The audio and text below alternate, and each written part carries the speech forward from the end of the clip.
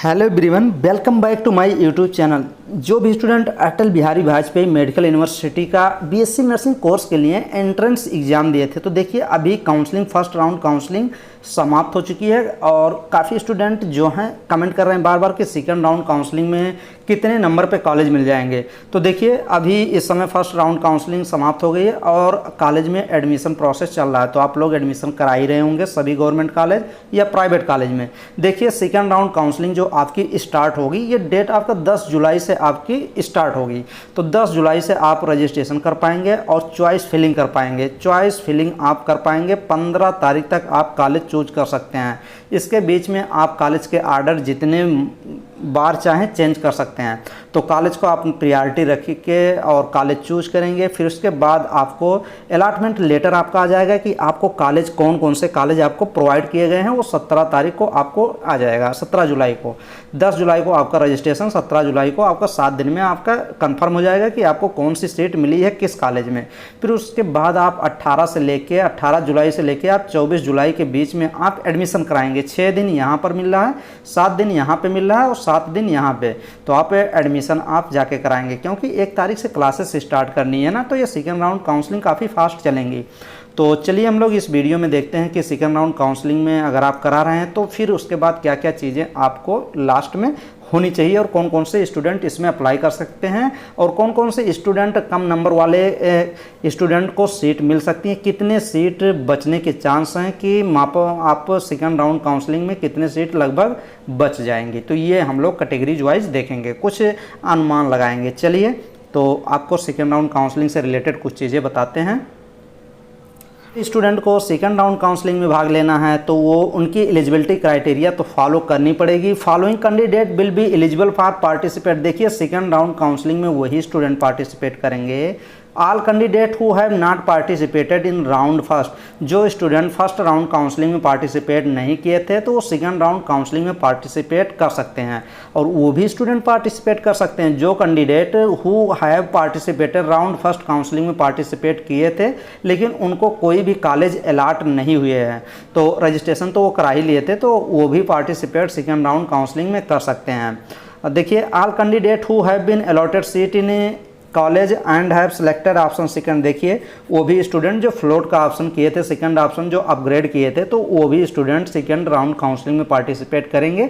और देखिए second round counselling में अपग्रेड वाले स्टूडेंट अपना जो कॉलेज है वो अपना चेंज करेंगे कुछ, तो वो भी आप काउंसलिंग सेकंड राउंड में जो फर्स्ट राउंड में जो अपग्रेड किए थे तो सेकेंड राउंड में वो भाग ले सकते हैं। तो नेक्स्ट में ये देखिए all candidate who have been allotted seat college and have selected option third. और जो स्टूडेंट फर्स्ट राउंड काउंसलिंग में डिक्लाइन किए थे, थर्ड ऑप्शन चूज किए थे, वो भी स्टूडेंट पार्टिसिपेट कर सकते हैं। तो कौन कौन से स्टूडेंट पार्टिसिपेट कर सकते हैं? जो फर्स्ट राउंड में पार्टिसिपेट किए ही नहीं थे, सेकेंड में जिसको कोई सीट नहीं मिली है फर्स्ट राउंड में, और थर्ड पे वो स्टूडेंट जो एक्सेप्ट एंड अपग्रेड किए थे और वो भी स्टूडेंट जो डिक्लाइन किए थे। तो ये सभी स्टूडेंट सेकेंड राउंड में पार्टिसिपेट कर सकते हैं। Following candidate will not be eligible for participate in round second of counselling. Following candidate कौन से कैंडिडेट हैं जो सेकंड राउंड काउंसलिंग में पार्टिसिपेट नहीं कर सकते? तो जो फ्रीज कर दिए हैं, फर्स्ट ऑप्शन चूज किए थे, जो कॉलेज में एडमिशन ले लिए हैं वो फ्रीज कर दिए हैं, जो फ्रीज किए हैं वो स्टूडेंट पार्टिसिपेट नहीं कर सकते हैं। देखिए एडमिशन तो सभी को लेना था, जो अपग्रेड भी किए हैं उनको भी एडमिशन, जो कॉलेज मिले हैं फर्स्ट राउंड में वो तो एडमिशन ले ही लिए हैं। तो चलिए देखिए रजिस्ट्रेशन प्रोसेस आपको कंप्लीट करना पड़ेगा अगर आप सेकेंड राउंड काउंसलिंग में आप पार्टिसिपेट करते हैं। जो स्टूडेंट को मैंने बता दिए, अभी नीचे ये भी देखेंगे किस स्टूडेंट को नहीं करना पड़ेगा।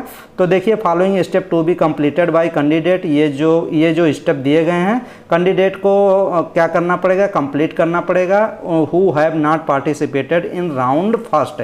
जो स्टूडेंट फर्स्ट राउंड काउंसलिंग में पार्टिसिपेट नहीं किए थे तो उन सभी स्टूडेंट को ये डॉक्यूमेंट्स पूरे कुछ जमा करने पड़ेंगे। अपनी जो है 500 रुपये जमा करना पड़ेगा, 5,000 रुपये भी जमा करने पड़ेंगे जो फर्स्ट टाइम जो अभी पार्टिसिपेट करेंगे सेकंड राउंड में। और देखिए बोथ फीस ये जमा करेंगे। Following step to be completed by candidate who have participated in round first. जो स्टूडेंट फर्स्ट राउंड में पार्टिसिपेट किए थे वो स्टूडेंट ये सब क्राइटेरिया आपको फॉलो करने पड़ेंगे। तो चलिए देखते हैं कि जो स्टूडेंट फर्स्ट राउंड में पार्टिसिपेट भी किए हैं तो वैसे student the candidate will have to be deposited 500 रुपये का काउंसलिंग रजिस्ट्रेशन फीस आपको जमा करना पड़ेगा जो फर्स्ट राउंड में पार्टिसिपेट किए थे। एक्सेप्ट किसको नहीं जमा करना पड़ेगा, 500 रुपये रजिस्ट्रेशन किस स्टूडेंट को नहीं कराना पड़ेगा, वैसे candidate who have registered for first round counselling have not been allotted any seat.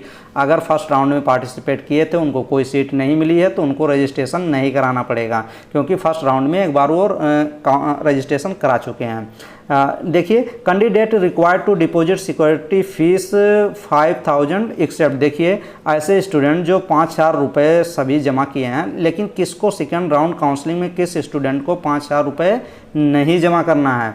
तो 5000 रुपये तो वैसे तो सभी को जमा करने हैं सेकेंड राउंड काउंसलिंग में, लेकिन ऐसे स्टूडेंट जो candidate accept and completed the admission process first round counselling and आप मान लीजिए फर्स्ट राउंड काउंसलिंग में आप पार्टिसिपेट किए थे, आप अपग्रेड ऑप्शन चुने हैं सेकेंड ऑप्शन, तो आपको तो 5000 रुपये जमा नहीं करने हैं क्योंकि एक बार आप सिक्योरिटी फीस जमा कर चुके हैं।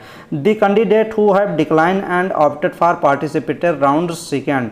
ऐसे स्टूडेंट जो डिक्लाइन का ऑप्शन थर्ड ऑप्शन चूज किए थे तो वो सेकेंड राउंड काउंसलिंग में पार्टिसिपेट अगर करते हैं तो उनको भी 5000 रुपये नहीं जमा करने हैं। Candidate who have register for round first and not been allotted any seat. अगर आप फर्स्ट राउंड काउंसलिंग में पार्टिसिपेट किए थे और आपको कोई सीट नहीं मिली है तब भी आपको 5000 रुपये नहीं जमा करना है। तो ये आप देख लीजिएगा 5000 किस किस स्टूडेंट को नहीं जमा करना है।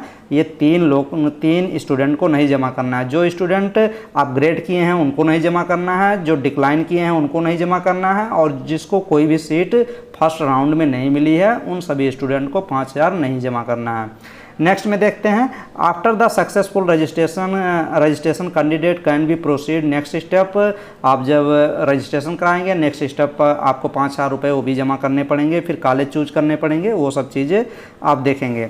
नेक्स्ट देखिए इसमें फिर आप लॉक करेंगे ये सब सेकंड। लेकिन देखिए अगर आप सेकंड आप अपग्रेड किए हैं और देखिए candidate who have been allotted seat in round first, अगर राउंड फर्स्ट आप कंप्लीट किए हैं, राउंड सेकंड में अगर आपको कोई सीट अलॉट होती है तो required to log in to the portal have choose any one of the following option. आपको दो ही ऑप्शन मिलेंगे, एक ऑप्शन तो आपको चुनना ही पड़ेगा।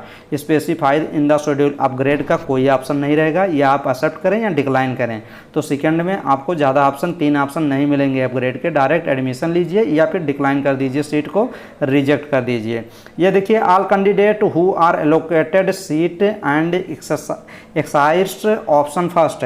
तो exercised option first are mandatorily. तो देखिए कैंडिडेट अगर फर्स्ट ऑप्शन चूज करता है, ऑप्शन फर्स्ट फ्रीज करता है, एक्सेप्ट करता है तो उसको 40,000 रुपये भी पे करने पड़ेंगे, तभी तो सीट जाके कंफर्म होगी। और अगर डिक्लाइन कर देंगे तो 40,000 नहीं जमा करना पड़ेगा। यही चीज़ें लिखी गई हैं, सब चीज़ें ये सब। देखिए candidate who have already deposit in 40,000 in round first and देखिए अगर जो स्टूडेंट मान लीजिए अपग्रेड किए होंगे तो फर्स्ट राउंड काउंसलिंग में ही 40,000 फिल कर दिए होंगे। Have selected the option to participate round second are not required to redeposit. तो दोबारा उनको तो 40,000 रुपये नहीं जमा करने हैं। तो ये तो सही बात है और जमा भी नहीं कर पाएगा कोई। तो चीज़ें सब चीज़ें अच्छी हैं। और देखिए आपका एडमिशन हो जाएगा तो 2000 आपको कॉलेज में भी लगेंगे और ये 40,000 जो लग रहे हैं वो फीस है आपकी, 1 साल की फ़ीस है। और देखिए काउंसलिंग से रिलेटेड जितनी वीडियो है सब आप अच्छे से देख लीजिए, सभी एकदम काउंसलिंग से रिलेटेड कोई भी पॉइंट चैनल पे छोड़ा नहीं गया है, सभी कवर किए गए हैं। तो आप सभी वीडियो देखिए और सब एकदम क्लियर करिए, काउंसलिंग कराइए, फिर जाके सेकेंड राउंड काउंसलिंग से रिलेटेड कुछ भी छोड़ा नहीं गया। चलिए हम लोग पीडीएफ देखते हैं कि सेकंड राउंड काउंसलिंग में कितने सीटें बचने के चांस हैं और किस स्टूडेंट को कॉलेज मिल सकते हैं सेकंड राउंड काउंसलिंग में। तो चलिए पीडीएफ पे चलते हैं, सीट मैट्रिक्स पे। देखिए जो सीट मैट्रिक्स रिलीज़ की गई थी, देखिए अभी जब आप फर्स्ट राउंड काउंसलिंग आपकी कंप्लीट हो जाएगी ना तो एक सीट मैट्रिक्स आएगी। सीट मैट्रिक्स आएगी कि कितनी सीटें अभी खाली हैं सेकंड राउंड काउंसलिंग से रिलेटेड। तो अभी सब एडमिशन कंप्लीट हो जाने के बाद सेकंड राउंड होने से पहले सीट मैट्रिक्स आपकी आ जाएगी। तो देखिए सीट मैट्रिक्स आपकी ज़्यादा सीटें नहीं खाली रहेंगी। ओपन की बात किया जाए कि कितनी सीटें खाली रहेंगी, तो जैसे देखिए यहाँ पे मान लीजिए 60 सीट हैं, सबसे मैक्सिमम सीट 100 सीट और 110 सीटें हैं। 110 सीटें आपकी केजीएमसी में हैं और 100 सीट आपका है मेरठ में है, और मैक्सिमम सभी जगह कहीं पे 60 कहीं पे 40 सीटें हैं। तो अगर बात किया जाए, देखिए 60 सीट जहाँ पे हैं, देख लीजिए एक आपको एग्जाम्पल समझा देते हैं। देखिए मान लीजिए जैसे आपकी 60 सीट यहाँ पे है टोटल सीटें, अब यहाँ पे आपकी 24 सीटें जो हैं अनरिजर्व टोटल की हैं, मतलब जनरल कैटेगरी की 24 सीटें हैं। अब आप सोच रहे हैं कि सेकेंड राउंड काउंसलिंग में जनरल की सीटें जहाँ पे 60 सीटें हैं वहाँ पे 1 सीट बच सकती है, 1 सीट 2 सीट ऐसे ही बचेगी जनरल कैटेगरी में। ज़्यादा से ज़्यादा 3 या 4 सीटें बच सकती हैं, इससे ज़्यादा नहीं बचेगी। और अगर देखिए अनरिजर्व ओपन की बात किया जाए तो यहाँ पर भी 1-2 सीट बच सकती है, तो अनरिजर्व टोटल की। और ये देखिए जैसे यहाँ सेकेंड राउंड काउंसलिंग में ज़्यादातर सीटें बचती हैं कैटेगरीज वाइज, और माप अप राउंड पे तो स्पेशल कैटेगरी की बचती हैं सीटें माप अप राउंड में ज़्यादातर। तो ये चीज़ देख लीजिए, जैसे अभी देखिए यहाँ पे UR ओपन है, UR PH की सीटें बच सकती हैं, UR एक्स आर्मी की सीटें बच सकती हैं जहाँ पे रहेगी, UR फ्रीडम फाइटर की, UR NCC की, EWS की, कुछ EWS की भी 1 सीट नहीं बचेगी। 1 सीट बच सकती है, नहीं तो 1 भी सीट नहीं बचेगी, क्योंकि EWS सब बनवा ही लेते हैं ज़्यादातर। और EWS ओपन की 1-2 सीट बच सकती है, EWS PH की 1-2 सीट बच सकती है, EWS एक्स आर्मी की ज़्यादातर सीटें होती ही नहीं हैं। और देखिए फिर आप OBC में जैसे मान लीजिए 60 सीटों में टोटल OBC कैटेगरी की टोटल कितनी सीटें हैं, देख लीजिए इसमें OBC की टोटल कितने सीटें हैं। 60 सीट में टोटल 1600 सीटें OBC की हैं। अब OBC की 16 सीट को डिवाइड किया गया है। OBC ओपन 16 में से 14 सीटें ओपन कर दिया गया है, तो OBC में 14 में लगभग सेकेंड राउंड में 2-3 सीट बच सकती है, 1-2 सीट या 2-3 सीट बच सकती है। उसी प्रकार OBC PH की 1 सीट है, तो हो सकता है बची रहे, हमें नहीं लगता कि बची रहेगी, ये भी चली जाएगी।